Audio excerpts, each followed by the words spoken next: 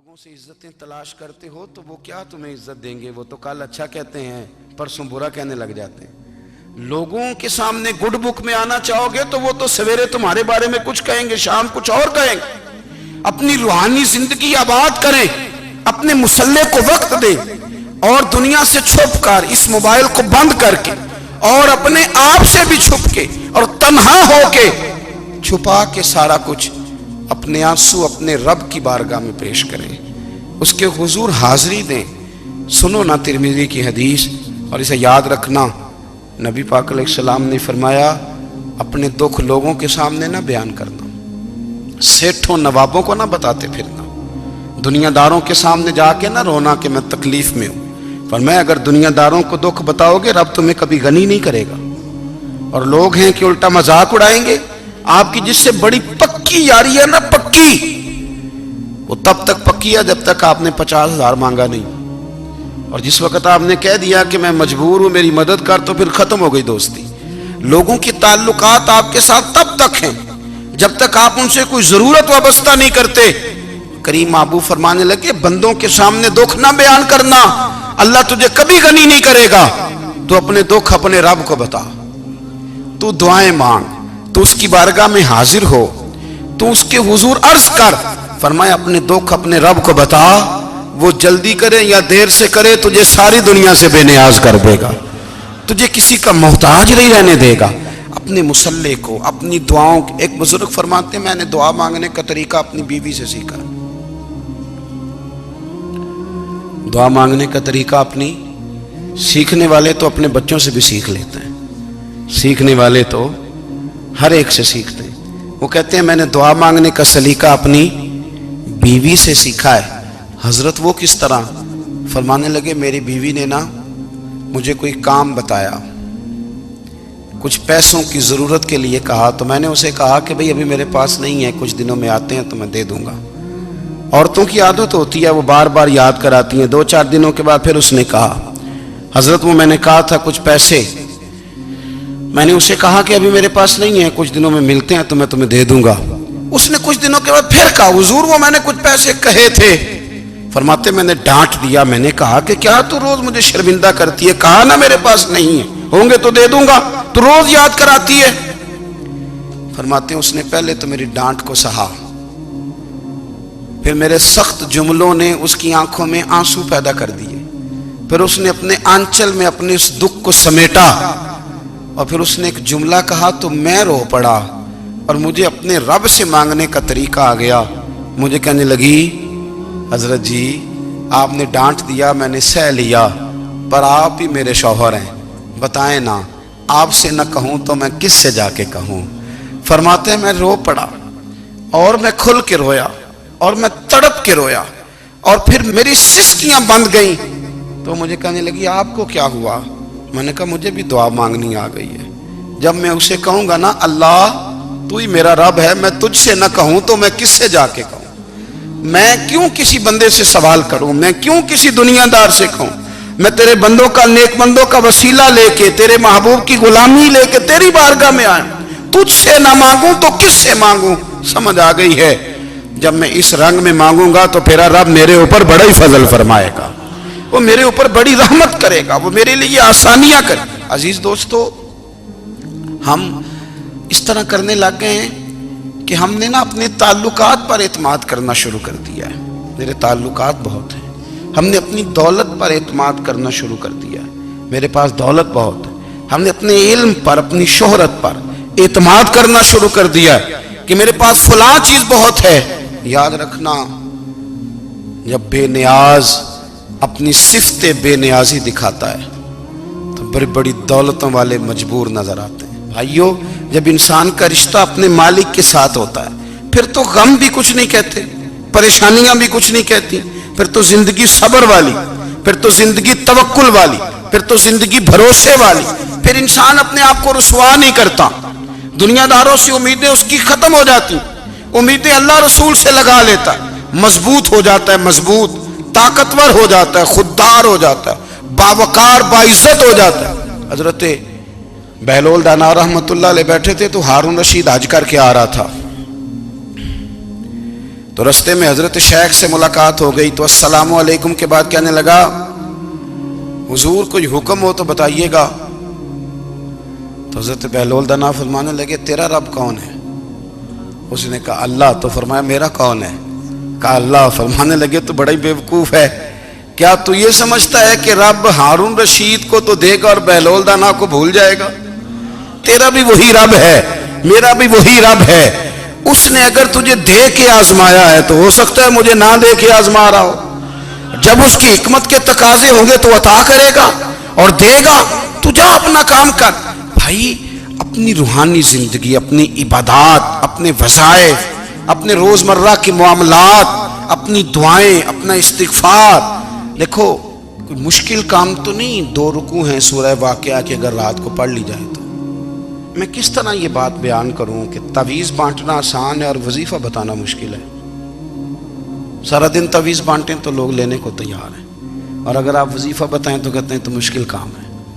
او خدا کے بندے، اگر آپ کا تعلق قرآن پاک کے ساتھ مضبوط ہو، قرآن پاک کے ساتھ اگر آپ کا رشتہ ہو، لوگ سفارشیں ڈھونڈتے ہیں نا دنیا میں، کوئی تعلق مل جائے تو میرا کام ہو جائے. دنیا میں اتنا مشکل معاملہ ہے، آخرت میں مجھے بتائیے گا کتنا مشکل معاملہ ہوگا. میرے نبی پاک صلی اللہ تعالی علیہ وسلم نے فرمایا جو لوگ سورہ ملک پڑھا کرتے تھے نا، سورہ ملک، یہ سورت ملک قیامت میں ان کی سفارش کرے گی، اور اس طرح کرے گی کہ کہے گی اے اللہ یہاں اس بندے کو جنت میں داخل کر دے یا مجھے قرآن پاک سے علیحدہ کر دے. تو رب فرمائے گا جا اس کا دامن تھام کے اسے جنت تک پہنچایا. آپ بات کو سمجھیں، جب آپ کے تعلقات اپنے معاملات کے ساتھ مضبوط ہوں گے. یہ نبی کریم نے وعدہ کیا ہے کہ تو سورت واقعہ پڑھ تیرے گھر میں فاقہ نہیں آئے گا. حضرت عبداللہ ابن مسعود رضی اللہ تعالیٰ عنہ بیمار تھے تو حضرت عثمان غنی رضی اللہ تعالیٰ عنہ تیمارداری کے لیے تشریف لے گئے اور جا کر کے کہا کہ آپ بڑے بیمار ہیں، آپ کی بیٹیاں زیادہ ہیں، میں چاہتا ہوں کہ خزانے میں سے کچھ مدد کروں. تو سیدنا عبداللہ ابن مسعود رضی اللہ تعالیٰ عنہ اٹھ کے بیٹھ گئے اور کہنے لگے امیر المومنین، اللہ آپ کو میری طرف سے، میری بیٹیوں کی طرف سے بہتر صلہ دے. میری بیٹیوں کو کسی خزانے کی ضرورت نہیں، میں نے انہیں خزانہ دے دیا ہے. کہا جناب آپ نے کون سا خزانہ دیا ہے، میں آپ کے مالی معاملات کو جانتا ہوں. تو فرمانے لگے امیر المومنین، میرے نبی کریم نے فرمایا ہے جو سورت واقعہ پڑھے اسے کبھی فاقہ نہیں آتا. میں نے بیٹیوں کو یاد کرا دی ہے، یہ خزانہ میں نے انہیں دے دیا ہے. وہ سارے والدین سنیں جو بیٹیوں کے لیے پریشان رہتے ہیں. حضرت عبداللہ ابن مسعود نصیحت کر رہے ہیں، فرمانے لگے میں نے سورت واقعہ یاد بھی کرا دی ہے، پڑھنے کی عادت بھی ڈال دی ہے. حضور نے فرمایا ہے جو سورت واقعہ پڑھے اسے فاقہ نہیں آتا. کہنے لگے چاند تو اپنی جگہ چھوڑ سکتا ہے، سورج گر سکتا ہے، تارے ٹوٹ سکتے ہیں، پر مدینے والے رسول کی بات غلط نہیں ہو سکتی. حضور نے فرمایا فاقہ نہیں آئے گا تو انشاءاللہ کبھی بھی نہیں آئے گا. کرنے کا کام یہ ہے کہ ہم اپنے معاملات، اپنی عبادات، اپنی دعائیں کبھی 10 منٹ عادت ہو جائے نا دعا مانگنے کی علیحدہ سے رات کو. حضور نے فرمایا جو فرض نماز کے بعد دعا مانگے اللہ اس کی قبول کر لیتا ہے. نبی پاک صلی اللہ تعالی علیہ وسلم نے فرمایا اللہ مسافر کی دعا قبول فرماتا ہے. حضور نے فرمایا اللہ مظلوم کی دعا قبول فرماتا ہے. حضور نے فرمایا بیمار سے دعا کراؤ اللہ اس کی دعا قبول فرماتا ہے. میرے نبی پاک نے فرمایا ماں باپ جب بھی اولاد کے لیے ہاتھ اٹھائیں، ویسے تے بلے شاہ تو آسمانی اڑ دیا ہی پھڑ دیں، جڑا گھر بیٹھا انہوں بڑھیا ہی نہیں. حضور فرمانے لگے ماں باپ جب بھی اولاد کے لیے دعا فرمائیں اللہ ان کی دعا کو قبول کرتا ہے. آپ اپنا تعلق بنائیں دعا کے ساتھ، عبادت کے ساتھ، مصلی کے ساتھ رشتہ بنائیں، استغفار پڑھیں. صلاح الدین ایوبی صلیبی جنگوں میں تھے، رات کو مسجد اقصی میں نماز پڑھی تو پریشان تھے. ایک بزرگ سے ملاقات ہوئی تو وہ کہنے لگے کہ آپ بڑے پریشان ہیں. کہنے لگے حضور پریشان اس لیے ہوں کہ پہلے ہی مسلمان کمزور ہے، اب میں نے سنا ہے دشمن کا ایک بحری بیڑا وہ جنگی سامان سے بھرا ہوا آ رہا ہے، تو اب ان کے پاس اور تلواریں اور نیزے آ جائیں گے، مسلمانوں کے پاس پہلے ہی وسائل کی کمی ہے، پریشان ہو کس طرح کر کے مقابلہ کریں گے. یہ بات کہتے ہی صلاح الدین ایوبی نے بزرگوں سے کہا حضور آپ بھی دعا کرنا. دعا کی بڑی طاقت ہے. میرے نبی پاک نے فرمایا دعا مومن کا ہتھیار ہے. دعا مومن کا، دعا مومن کا. حضور نے فرمایا تقدیر کو سوائے دعا کے کوئی چیز نہیں بدل سکتی. دعا مومن کا ہتھیار ہے. یہ کافر کے پاس کوئی نہیں، یہ ہتھیار ہے مومن کا. اللہ کرے آپ کو سمجھ آئے. پھر سنیں، کئی بار کہہ چکا ہوں یہ ہتھیار ہے. کافر کے مقابلے میں جو تیرے پاس سب سے بڑا ہتھیار ہے وہ دعا ہے. دعائیں کرانی چھوڑ دی، کرنی چھوڑ دی، لینی چھوڑ دی. حضرت سیدنا انس بن مالک رضی اللہ تعالیٰ عنہ فرمایا کرتے تھے میں نے وہ رنگ دیکھا ہے جب حضور دعا مانگتے تھے اور حضور کی مقدس آنکھوں میں آنسو بھی ساتھ ہی بہا کرتے تھے. میں نے وہ انداز دیکھا ہے. تو صلاح الدین ایوبی بزرگ سے کہنے لگے آپ بھی دعا کیجئے، اور خود رونے لگے اور سر سجدے میں رکھ کے رونے لگے اور عشاء سے لے کر فجر تک روئے، خوب روئے. صبح وہ بزرگ آئے تو صلاح الدین ایوبی کا خوبصورت اور ہنستا ہوا چہرہ دیکھا. کہنے لگے آپ بڑے خوش ہیں، رات تو میں نے بڑے روتے ہوئے دیکھا تھا. تو کہنے لگے حضور وہ جو بحری بیڑا آ رہا تھا نا وہ پانی میں ڈوب گیا ہے، اب وہ نہیں آ رہا، ابھی خبر آئی ہے تو میں بڑا خوش ہوں. بزرگ کہنے لگے اٹھ سینے سے لگ اور سن ایک بات، وہ بحری بیڑا پانی میں نہیں ڈوبا، وہ تیرے آنسوؤں میں ڈوب گیا ہے. وہ جو تو رات رویا ہے نا رب کریم کی بارگاہ میں تو وہ ڈوب گیا ہے. حضرت عائشہ صدیقہ رضی اللہ تعالیٰ عنہ فرماتی ہیں ایک عورت تھی اور اسے نبی پاک صلی اللہ تعالیٰ علیہ وسلم نے نا وہ کلمہ پڑھ کے مسلمان ہوئی، مدینہ طیبہ آ گئی تو حضور نے مسجد نبوی شریف میں اس کے لیے مکان، ایک سادہ سا کمرہ ساتھ مسجد کے بنوا دیا، وہیں رہنے لگی. اکثر وہ سیدہ طیبہ کے پاس آتی تو حضرت عائشہ صدیقہ رضی اللہ تعالیٰ عنہ فرماتی ہیں وہ بڑی باتیں سناتی اور آخر میں کہتی وہ ہار والا دن بھی بڑا عجیب دن تھا اور میرے رب کی قدرتوں کا دن تھا، وہ بھی بڑا عجیب دن تھا. سیدہ عائشہ صدیقہ رضی اللہ تعالیٰ عنہ ایک دن فرمانے لگی کہ تو ہار والے دن کا بڑا ذکر کرتی ہے، وہ کیا دن تھا؟ تو خاتون کہنے لگی اماں جی وہ دن تھا جب میرے رب پر بھروسہ اور مضبوط ہو گیا، جس دن میرا اپنے رب پر توکل اور بڑھا، میرے ایمان میں یقین میں اور پختگی آئی. کہنے لگی میں ایک گھر کی کنیز تھی، نوکرانی تھی. اس گھر میں ایک بچی تھی جس کے پاس سونے چاندی ہیرے جواہرات کا ہار تھا. اس زمانے میں نا چمڑے کے اوپر لوگ ہیرے جواہرات لگاتے تھے، کئی دفعہ سرخ رنگ کے چمڑے پہ لگائے جاتے تھے. وہ بچی پہنتی تھی تو کہتی ہوں بچی کے اس نے اتار کے رکھا یا اس سے گرا وہ ہار تو چیل اسے اٹھا کے لے گئی گوشت سمجھ کے اور میرے سامنے اٹھا کے لے گئی. گھر والوں نے مجھ سے پوچھا، یہ بخاری میں موجود ہے، گھر والوں نے پوچھا مجھ سے کہ وہ ہار کہاں ہے تو میں نے کہا چیل اٹھا کے لے گئی. گھر میں کچھ چوری ہو جائے تو سب سے پہلا الزام کس پہ لگتا ہے؟ ملازمین پہ.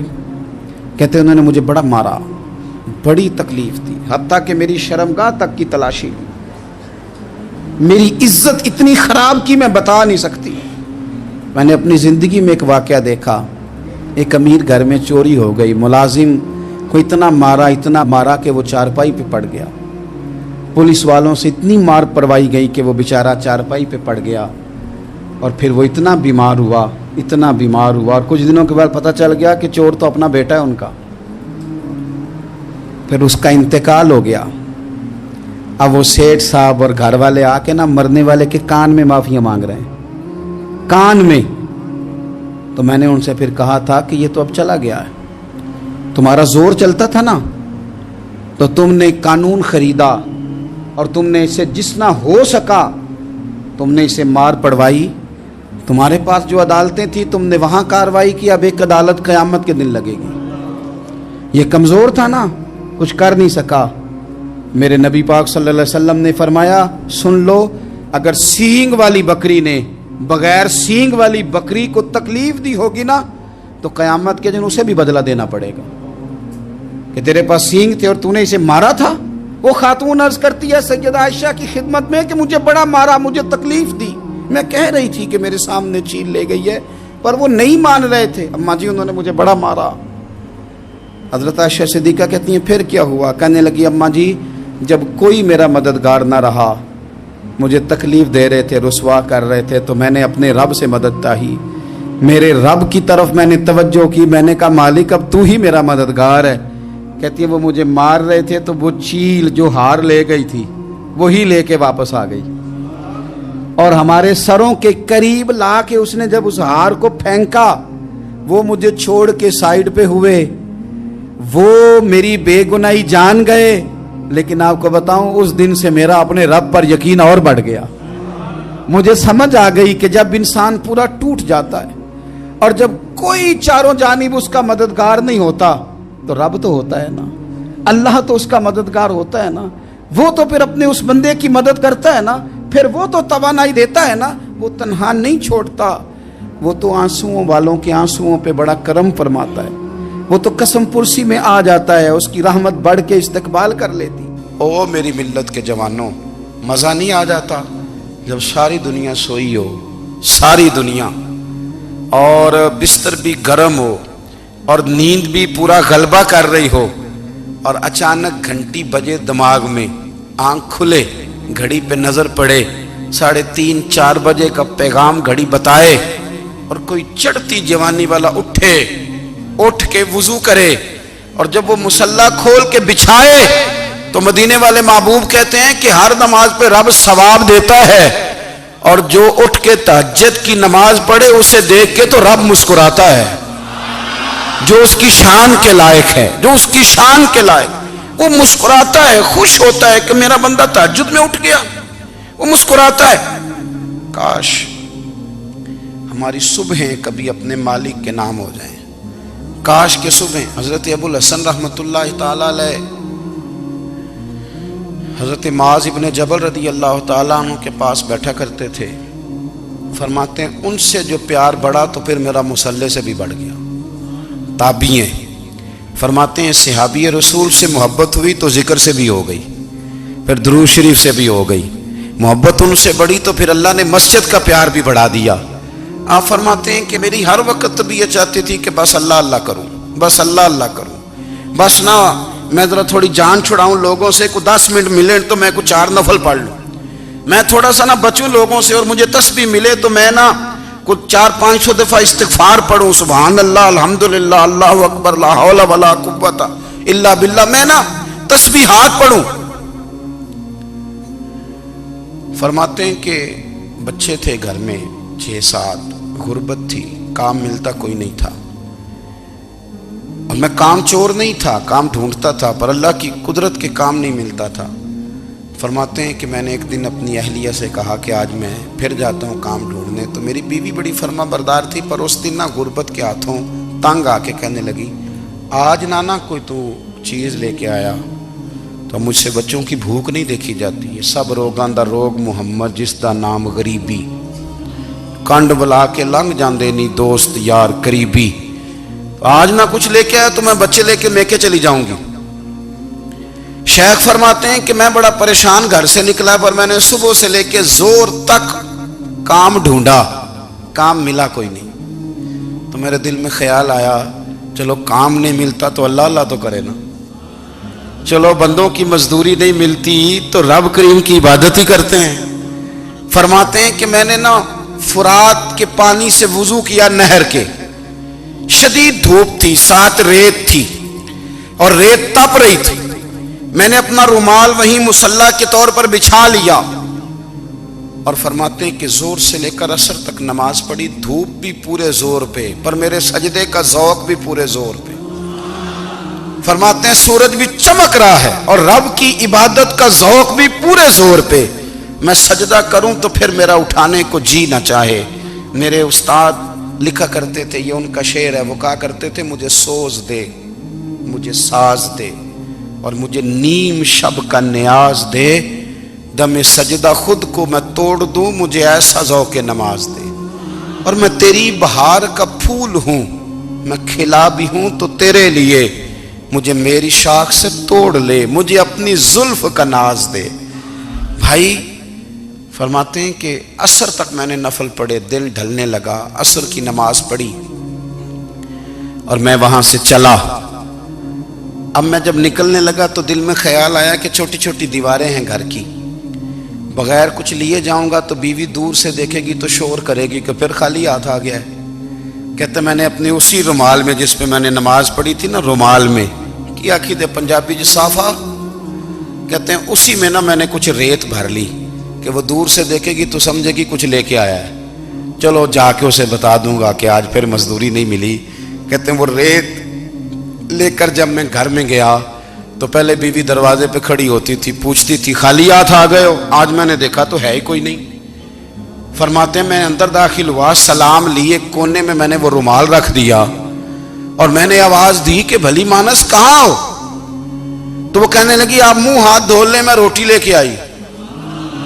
मैंने कहा रोटी कहां से आ गई, यहां तो कई दिनों के फाके, तो कई दिनों की गुर्बत है, यहां तो इस घर में तो फकीरी है। फरमाते हैं कि वो रोटी लेके आई और उस वक़्त की जो मौजूदा नेमतें थी, समझ ले सलाद अचार हर चीज साथ लाई। मैंने कहा कि बच्चे कहाँ गए, कहने लगी वो खाना खा के खेलने गए, आप खाना खा लें आ जाते। खाना उसने चुन दिया। मैंने हैरत अंगेज लहजे में सारी नेमतें अपने दस्तरखान पे देख करके बीवी से पूछा ये कहां से आया खाना, बच्चों को तूने कहां से खाना खिलाया, ये सारा कुछ कैसा है। तो कहने लगी पता नहीं आज आप किस करीम की मजदूरी करने चले गए थे, पता नहीं किस करीम की, मेरे घर में तो इतनी नेमतें आई हैं कि मुझसे संभाली नहीं जा रही, इतना अनाज है इतना गंदुम है, किस करीम के दरवाजे आज चले गए थे।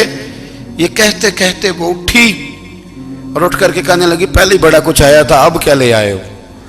और जा करके ना उसने वो रेत वाला रुमाल खोला, कहने लगे मैं तो लेके आया था रेत, तो मेरे रब ने उसे भी सोने और हीरे बना दिया था। जब आपकी तवज्जो अल्लाह की जानी, मेरे नबी पाक सल्लल्लाहु ताला अलैहि वसल्लम ने फरमाया हर चीज अपने रब से मांग, हर चीज मांग, हर चीज मांग। या रसूलल्लाह क्या कुछ, मेरे महबूब ने फरमाया तेरे घर में नमक भी खत्म हो जाए तो वो भी अपने रब से मांगा कर, तू मांगना वो तुझे देगा, तो उसकी बारगाह में कशकोले तलब दराज तो करना। और तिरमिजी शरीफ में अजीब लफ्ज है, रसूल कायनात ने फरमाया, रब करीम फरमाते हैं जब मेरा बंदा हाथ उठाता है ना तो मुझे हया आती है कि मैं खाली कैसे लौटा दूं इसके।